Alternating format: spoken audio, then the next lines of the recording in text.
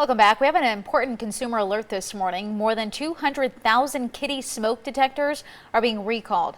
The Consumer Product Safety Commission says they don't actually alert customers to fires. Affected models are true scent smoke alarms and combination smoke and carbon monoxide alarms. They were sold at retailers like Walmart between May of 2019 and last September.